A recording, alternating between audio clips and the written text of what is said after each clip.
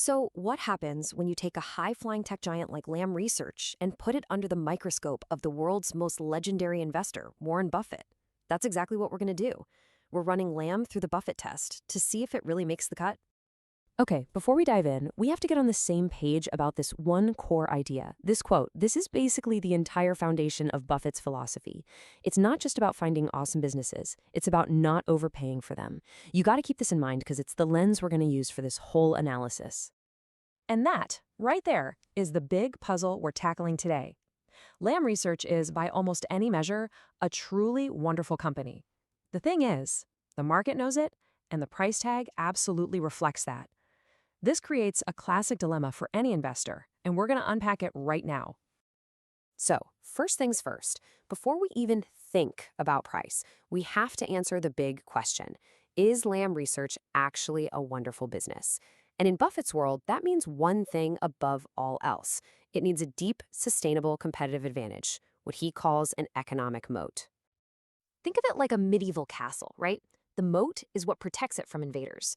In business, it's what protects a company's profits from competitors. A really wide moat means the company has these durable advantages that are just incredibly difficult for anyone else to overcome. So how does Lam build its fortress? Well, it's really a four-part strategy. First up, you've got massive switching costs. Once a chip maker installs Lam's super complex equipment, they're pretty much locked in. Then you add their world-class technical expertise. I mean, these guys are wizards at these super specialized processes needed to make modern chips. And get this, their service network brings in over 40% of their revenue. That's high-margin, recurring money. Finally, being one of the big three gives them incredible scale advantages. You put all that together, and you have one heck of a powerful economic moat.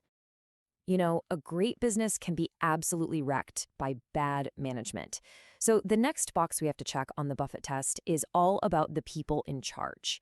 Are they making smart, rational decisions with the company's, and by extension, the shareholders' money? And honestly, the report card here is stellar. Just look at the share repurchases. They've bought back and basically retired a quarter of the entire company's shares in just 5 years. I mean, think about that. That's an enormous return of value to everyone who still owns shares. You add in a growing dividend, smart acquisitions, and relentless R&D spending, and you've got a management team that's just firing on all cylinders. A+, no question. So, okay, we've got a wide moat, and we've got brilliant management.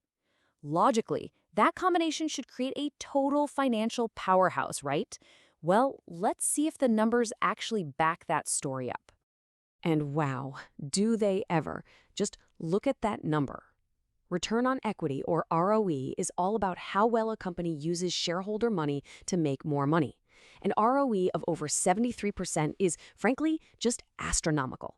It's the sign of a company that is an incredible, incredible profit machine. Now, to put that into perspective, Buffett, he's usually looking for companies that can consistently earn above 15% ROE. Lam Research doesn't just clear that bar, it absolutely obliterates it. Their 5-year average is over 50%.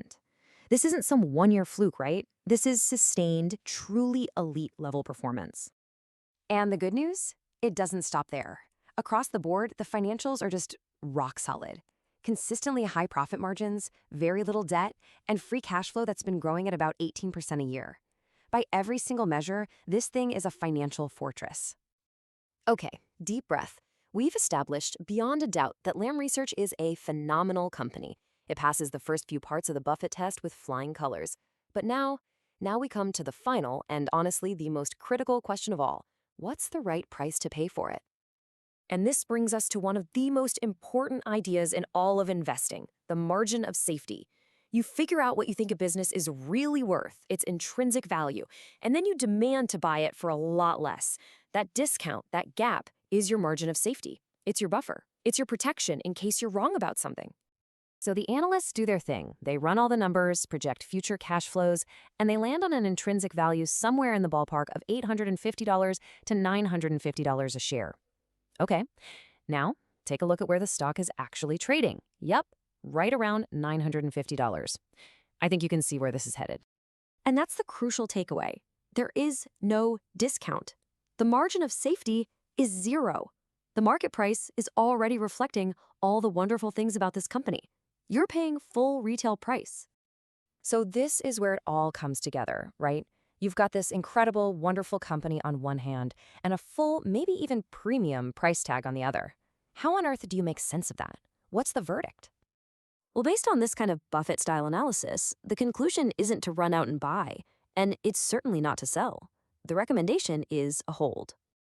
And here's the thinking behind that. If you already own Lamb, congratulations! You're holding a fantastic world class business. There is no reason to sell that. But, and this is a big but, if you're looking to put new money to work today, that price just doesn't offer you any margin of safety, any room for error. So what do? You put it on your watch list and you wait. You wait patiently for a better price, maybe during the next big downturn in the industry. And that really leaves us with something to think about, doesn't it? This whole exercise with Lamb Research proves that finding a great company is really only half the job. The other half, well, that's having the discipline, the patience to wait for the right price. Which kind of makes you wonder, maybe the most valuable asset an investor can have isn't capital, but patience.